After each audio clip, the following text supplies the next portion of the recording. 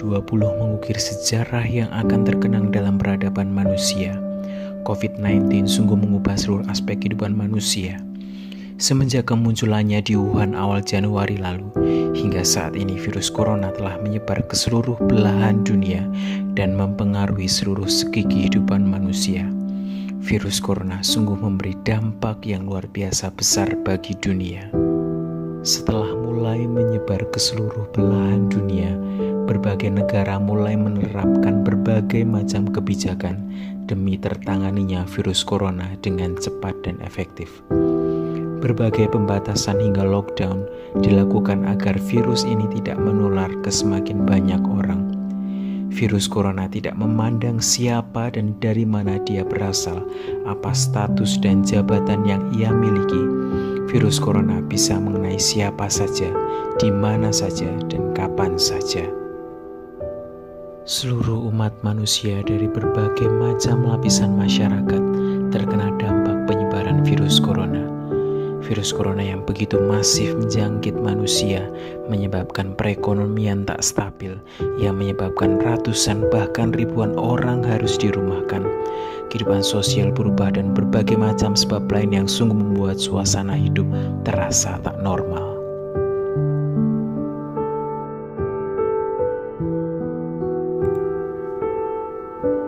COVID-19 yang terjadi di tahun 2020 ini menimbulkan krisis yang berkepanjangan, tidak hanya menyebabkan krisis dalam bidang sosial dan perekonomian ataupun bidang kehidupan lain.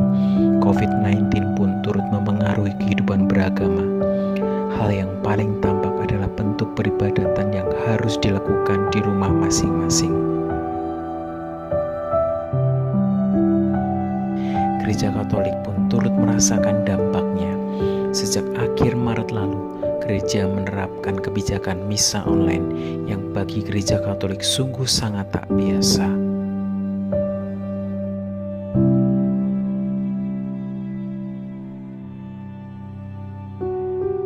Seperti juga umat beragama lain, gereja, umat Katolik pun turut terdampak. Ekaristi yang biasa dilakukan dengan tatap muka, umat yang biasa menyambut komuni secara langsung harus rela hati melakukannya di rumah masing-masing dan menyambut komuni secara batin.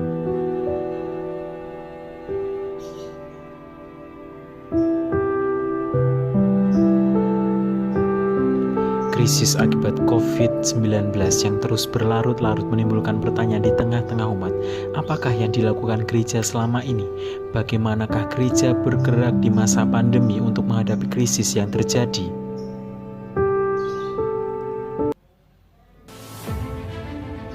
Gereja tidak tinggal diam. Gereja bergerak meski tak tampak. Gereja memiliki aksi nyata meskipun tak terlihat ada. Gereja bergerak dalam bidang sosial. Gereja tetap berjuang membina iman umat.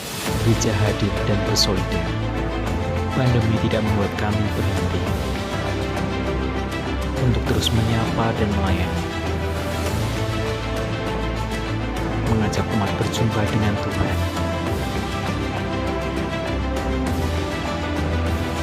terus menyapa dan membantu mereka yang berkekurangan.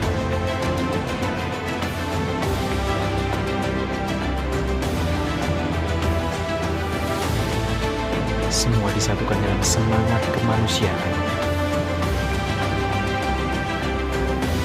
Gereja adalah kita.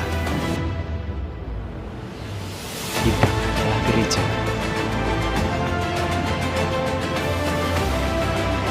Kristus hadir dalam diri kita masing-masing.